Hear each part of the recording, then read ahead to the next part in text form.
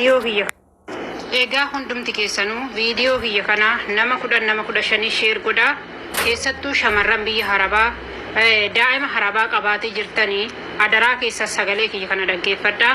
Akkasuma immoo obboloota keenya kana lamaanii kadhannaa keessaniin Waaqayyoon Rabbiin kana keessas naa baasu jedhaatoo kadhannaadhaan yaadadhaa. Sagalee isaanii dhaggeeffadhaa. Kan namaddiitti argaa jirtan kunis kiloroksiidha akka Arabaatitti kan beeknu jechuudha. Kanaaf hundi keessanuu nama 15 share godhaatoo keessattuu obboloonni keenya daa'ima Arabaa kan qabaatee jirtan dhugaa Rabbii hojii sa'aatii 24 hojjechuu isinii wayya. Daa'ima Arabaa sa'aatii takka qaburra jechuudha. Kanaaf dhaggeeffadhaa sagalee kana. Kiloroksii dhugdee jettee achi mucayyoo Itoophiyaa lama taanii hojjannaan fooqi lammaffaa galee ishee fooqi sadaffaa galtii manaadha ishiitti deemanii manaadhaniiti jechuudha. Achitti dhugdee beektee na guyyaa gaafasicha mucayyoon hin duuti seenee yoo akkasuma dhannitti bubbuu hoggeetti diddiimatee jedhee mana yaalii gashanii amma garuu dhanna ishii muduutu mammadaa'ee dhanni akalaatee muduu mammadaa'ee har'a bakkee nuti jirru suudii dhabeetti suudiirraa baay'ee fagoodha. Itti dabarsanii gara riyaaditti mana yaalitti har'a dabarsanii ammaa lubbuun. Sagalee kana akkuma dhageechanii obboloonni keenya kun lama ta'anii hojjechaatee jiran. Handoo obboleettiin keenya takkittiin daa'imni isaanii keessattuu itti dhiyaattee kiloroksii dhugde beektu. Daa'imni Arabaa jechuun abidda jechuudha. Kanaaf yaa obboloota koo Rabbii sinaa obboleettiin keenya kun immoo lama ta'anii waan hojjechaa jiraniif waan kiloroksii jalaa dhuge kun immoo nan bada jettee kaatee anis jechuun erga amma sagalee isaanii ani guyyaa sadaffaatti dhaggeeffadhe dhugaa Rabbii dubbachuuf amma garuu daa'imattiin nafatu madaa'ee kiloroksii dhugdee jedhan akkuma suura isaa namaddeetti argitan kan. Adaraa obboloota koo keessattuu obboloonni keenya daa'ima qabaatee jirtan halkanis guyyaa sakarree ban qabne hin beekna hundi keenya jechuudha. Ani daa'ima Arabaatis qabeen beeku dhugaa dubbannaa ta'e. Garuu immoo ijoollee keenya obboloota keenya irratti argaa jira. Kanaaf iyyuu keessattuu obboloonni keenya Rabbii sinaa har'a mucayyoon tun odoo ofii ishiitii baddee baatee daa'imni kun akkana ta'ee isheen lama ta'anii hojjetan takkitee achitti dhiistee baddee baatee daa'imni kun odoo wayi ta'ee isheen badde sunis akka murtiin du'aa Saudi Arabiyaa kanaa keessa immoo hin beektanii. Kanaaf obboloota keenya kana Rabbiin daa'ima sanillee haa fayyisu jedhaa kadhannaadhaan yaadadha. Mucayyoon amma daa'imni jalaa kiloroksii dhugetuni kan sagalee naa qabdeetan odoon taane ishee suni nyaatallee nyaattu dhugaatillee dhugdu jedha dhugaa Waaqa jechuudha. Maaliif jennaan rifaatu guddaa rifatan hangaafa duraa naa qaban tokko sagalee surmaayyuu wanti isaan jedhan tokko addanaa ba'uu dide. Sagalee isaan immoo dafee dhaggeeffanne. Kanaafuu Rabbii sinaa eegu. Balaa akkana jalaas baanee hunduma keenya iyyuu nagaan haa galchu. Kanaaf ijoollee Arabaa warri qabaatee jirtan adaraa keessan of eeggannoo taasisaa waan tokko seenanii ofirratti kuffisanii waan obboloota koo warroonni akka koo daa'ima Arabaa qabdani adaraa keessan of eeggadhaa. Waaqayyoo isinaa eegu obboloota koo bakka jirtanitti isinaa tiksu. Akkuma viidiyoo irratti dhageessanitti obboleewwan keenya lama takka daa'ima igidii warra mana biraa deemanii raa'atanii achitti kiloroksii dhugde. Daa'imti kun immoo mana akimii geessanii madaatu itti ba'e jettee jirti. Nafa isheetitti shif jedhee jechaa jiran. Waaqayyoon namaa eegu obboloota koo. Ashamaa akkam jirtu hordoftoota kabajamtoota chaanaala kootii kan biyya keessaa kan biyya alaa bakka jirtanitti nageenyi Waaqayyoo isinii haa baay'atu. Akkam jirtu kan obboleettiin keessan nagaa guutuun qabaa galata Waaqayyoo isinillee baga nagaa taatan baga jiraattan isin jecha. Egaa hordoftoota kiyya warroon immoo chaanaala kiyyaaf haarawaa taatanii sabskraayibii gochuudhaaniin maamila keenya ta'aa warri ta'aa jirtanis galatoomaa isin jechuu barbaada. Egaa akkuma viidiyoo jalqabaa dhageessan irratti ijoolleen lamaa mana tokko hojjetan ijoollee lachuu Itoophiyaadha. Ijoollee kiloroksii jalaa dhugde daa'imti takka jechuudha. Dhugaa dubbachuu fi daa'imti isaanii jechuudha. Nama guddisee beekutu namaa beeka malee namni kuwwan hin beeku jechuudha. Ijoollee daa'ima isaanii jechuun re'oota biyya keenyaa gartanii re'ee biyya keenyaa akkas jechuudha. Hudduun ishii akkana gadintee jechuudha. Ijuma tan akkanarraa libsattu. Adaraa keessan obboloota koo eegaa Waaqayyoon nu haa eegu kaasumatti of kenninee jirra. Dhugaa Waaqayyoo jechuudha kan akka kootii daa'ima qabdanii sirriitti of eeggadha. Waaqayyo nu haa eegu ijoollee dhugaa Waaqayyoo isiniin jedha. Nuti gaafuma biyyaa baanu takkaa lubbuu teenya dhabuudha. Takkaa maatii keenya dhabuudha. Dhugaa Waaqa jechuudha.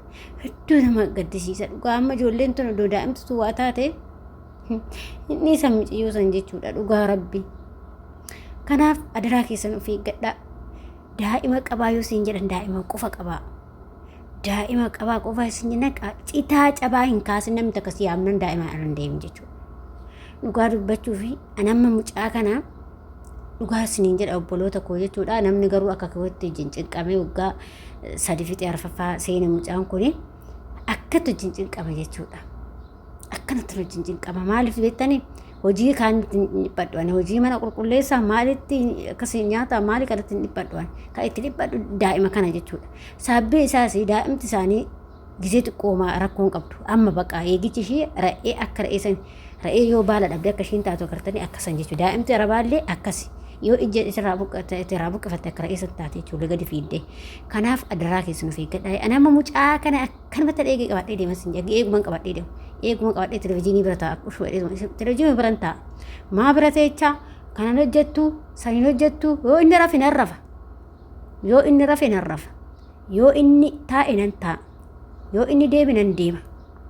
Akkanumatti hojii zooraa oola jechuudha. Dhugaa waaqaa obboloota koo jechuudha. Kafana yeroo miiccu niititu qaba.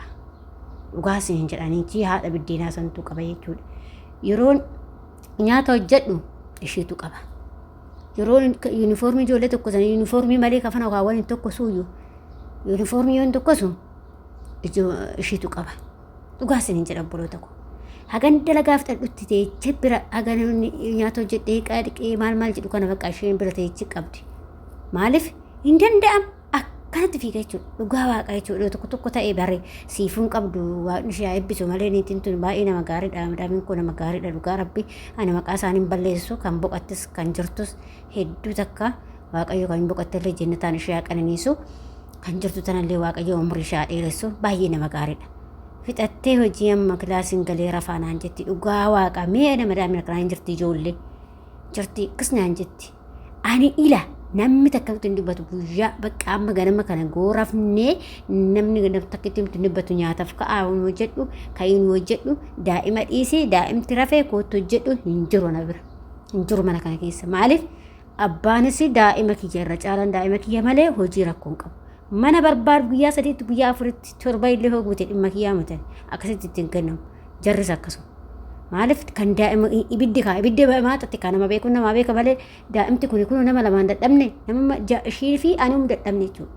Hin garramamti bakka akkamitti dandeessaa ati naan jetti bakka daa'imti isaaniis saramtu giftitoo sababuma sossixxillee bakka kaanumaaf kaan kurti kaan irraan buuti kun ijarraa libsattee jennaa.